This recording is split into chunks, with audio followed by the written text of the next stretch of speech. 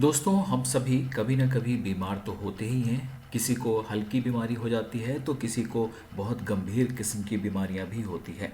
क्या आपने कभी सोचा है कि ये जो बीमारियां होती हैं उसका कोई ग्रहों से भी कोई संबंध होता है? जी हाँ। जन्म कुंडली में जो छठा स्थान होता है वो रोग का होता है और जो आठवां स्थान होता है वो मृत्यु का होता है। जो भी ग्रह छठे भाव का स्वामी हो उसमें रोग देने की खास ताकत आ जाती है। वो जिस भी स्थान में बैठेगा या जिस भी स्थान से अपनी दृष्टि से देखेगा उसको अपने से संबंधित रोग जो है वो ज़रूर दे देता है। ज्योतिष शास्त्र में ग्रहों का और बीमारियों का खासा एक संबंध बताया गया है। हर ग्रह किसी न किसी बीमारी के कारक होते हैं। अगर कुंडली में कोई भी ग्रह अच्छी स्थिति में है तो वो जातक को अच्छे फल देता है, लेकिन अगर वो कमज़ोर है या ख़राब है तो वो बुरे और अशुभ फल भी देता है। इन्हीं अशुभ फलों में बीमारियां, डिजीज़ भी शामिल होती हैं। मौजूदा दौर में बहुत सी बीमारियां हैं जिनको लेकर लोग खासा परेशान रहते हैं, अस्पतालों के चक्कर लगाते रहते हैं। इसके बावजूद भी उन्हें उनकी समस्या का समाधान नहीं मिलता है। अगर आपको भी लाख कोशिशों के बावजूद अपनी बीमारी से छुटकारा नहीं मिल रहा है या परिवार का कोई सदस्य बार बार बीमार हो रहा है तो कहीं ना कहीं उनकी ग्रह स्थिति भी एक बार चेक करवाई जा सकती है। तो सबसे पहले जानते हैं कि जो अलग अलग ग्रह हैं वो किस किस किस्म की बीमारियां दे सकते हैं, और साथ ही जानते हैं कि इन बीमारियों से कैसे जो है छुटकारा पाया जा सकता है। सबसे पहले बात करते हैं सूर्य की। तो सूर्य जो ग्रह है वो राजा की श्रेणी में आता है।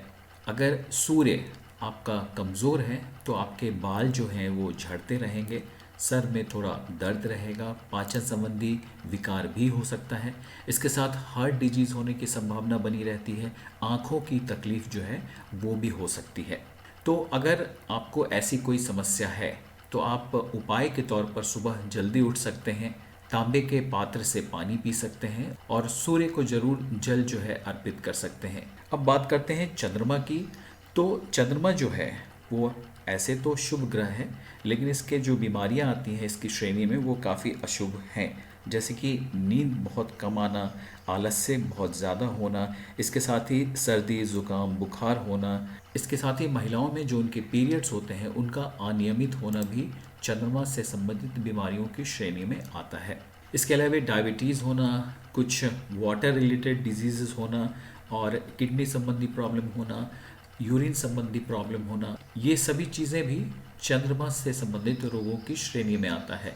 तो अगर आप में से किसी को भी ऐसी कुछ भी समस्या हो रही है तो फिर आप जो है चंद्रमा से संबंधित उपाय कर सकते हैं। इसके लिए देर रात तक आपको जागने से बचना चाहिए और आपको चांदी का छल्ला या फिर चांदी की चेन जो है वो आप पहन सकते हैं। आप मोती जो है वो धारण कर सकते हैं। अब बात करते हैं मंगल ग्रह की। तो मंगल जो है अगर किसी का कमज़ोर है तो उसे ब्लड संबंधी प्रॉब्लम हो सकते हैं।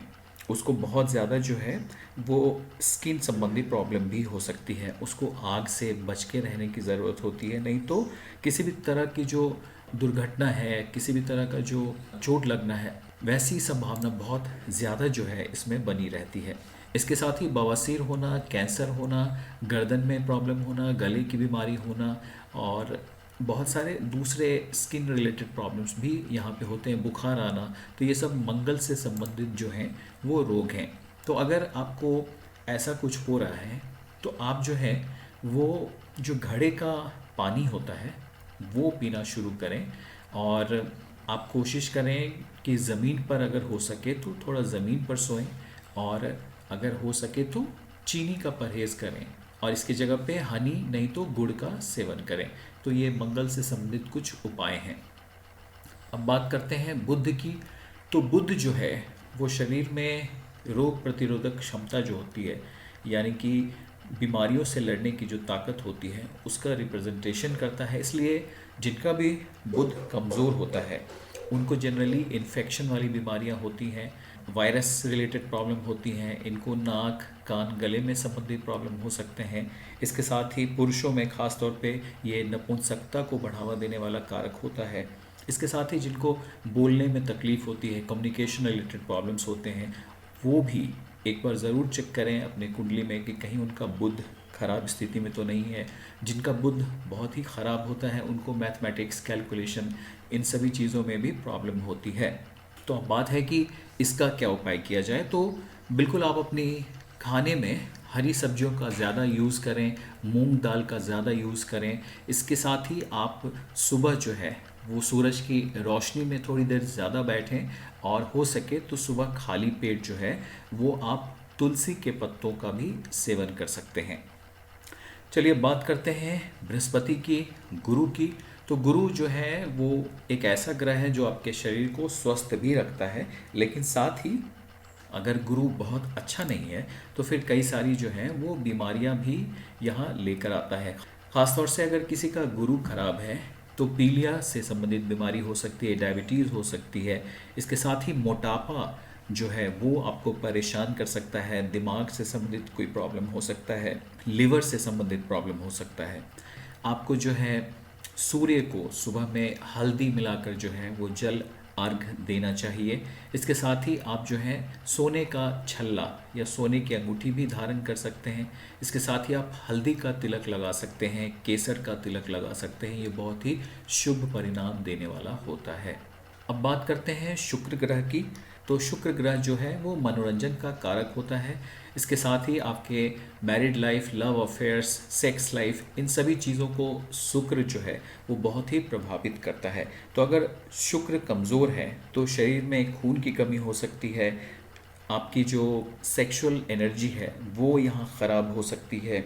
इसके साथ ही आपको जो मूत्र है, जो यूरिन है, वहाँ पे भी प्रॉब्लम हो सकता है। तो कुल मिलाकर शुक्र जो है वो अगर बहुत ज़्यादा कमज़ोर है तो इस शरीर को बहुत ही पतला दुबला भी रखता है, और आदमी का जो ओवरऑल पर्सनैलिटी है, जो प्रेजेंस है, उसको भी ये बहुत ही कमज़ोर बना कर रखता है।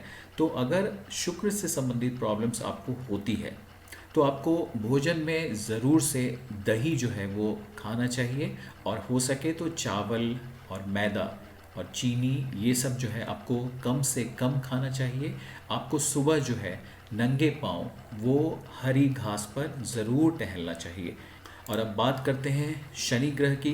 तो शनि जो ग्रह है वो जनरली हड्डियों में प्रॉब्लम क्रिएट करता है, पाँव से संबंधित जो है वो तकलीफ़ दे सकता है, आपके जो नर्वस सिस्टम है उसको भी कंट्रोल करता है, ये शरीर को टेढ़ा मेढ़ा कर सकता है, विकृत बना सकता है। इसके अलावा शनि अगर ख़राब है तो फ्रैक्चर होना, हड्डियों में विकार होना, तो ये तमाम जो बीमारियां हैं वो शनि जो है वो देने की ताकत रखता है। तो अब शनि ग्रह के जो कुछ इजी उपाय हैं उसमें आप एक लोहे का छल्ला जो है वो धारण कर सकते हैं, और सात्विक भोजन जो है वो करना चाहिए। किसी भी तरह के जो नॉनवेज हैं और जो लिकर हैं, अल्कोहल है, उनसे आपको दूर रहना चाहिए। इसके साथ ही आप पीपल के वृक्ष के पास भी ज़रूर बैठ सकते हैं। ये तमाम कुछ उपाय हैं जो शनि ग्रह से संबंधित बीमारियों में आपकी मदद कर सकते हैं। अब बात करते हैं राहु के बारे में। तो राहु जो ग्रह है, चूँकि एक रहस्यमयी ग्रह है, तो राहु से संबंधित अगर रोग हैं तो पहले तो ये बहुत जल्दी आसानी से डिटेक्ट नहीं होते हैं, लेकिन इसके अलावा राहु से संबंधित प्रॉब्लम्स में एलर्जी जो है वो हो सकता है, आपको अस्थमा की प्रॉब्लम हो सकती है, आपको किसी भी जहरीली जो जानवर हैं, जंतु हैं, उनसे बच के रहने की ज़रूरत होती है, क्योंकि उनके काटने का जो है वो बहुत ज़्यादा यहाँ चक्कर हो सकता है। आपको बहुत सारा जलन हो सकता है, बॉडी में आपको एक अजीब सी हमेशा जो है तपिश, गर्मी फील करा सकता है। तो राहु से संबंधित जो उपाय हैं उसमें आपको ये करना है कि आपको अपने आसपास बहुत ज़्यादा सुगंध का इस्तेमाल करना है, और अगर हो सके तो आपको तुलसी में ज़रूर जो है वो पानी देना है, तुलसी की सेवा करनी है। और अब अपने जो आहार विहार हैं उसको आप बिल्कुल भी सात्विक रखें, आसान रखें। और अब बात करते हैं केतु की। तो केतु जो है वो मेंटल एंग्जाइटीज़ देता है, यानी कि मानसिक चिंता देता है, बहुत ज़्यादा जो है जीवन को संघर्ष में जो है ये परिवर्तित कर देता है। ऐसे में आपको बहुत ज़रूरी है कि आप केतु से संबंधित जो उपाय हैं वो भी करें। और केतु से एक और भी चीज़ है कि आपको ये घाव और फोड़े फुंसियाँ भी देता है, आपको भूत प्रेत का बाधा डर भी आपको सताने लगता है।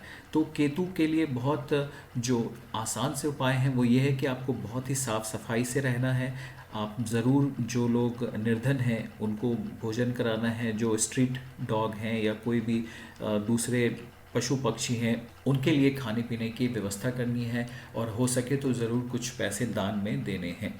तो दोस्तों, ये तमाम जो उपाय बताए गए हैं वो आपकी बीमारियों से संबंधित, और ज्योतिष इसके बारे में क्या कहता है उससे संबंधित है। किसी भी तरह से कोई मेडिकल जो है वो इलाज यहाँ नहीं बताया जा रहा है। अगर आपको कोई भी बीमारी है तो आप अपने डॉक्टर से ज़रूर संपर्क में रहें, और इसके साथ ही अगर आप ज्योतिष में यकीन रखते हैं तो इन उपायों को भी कर कर देखें, आपको फ़ायदा ज़रूर होगा।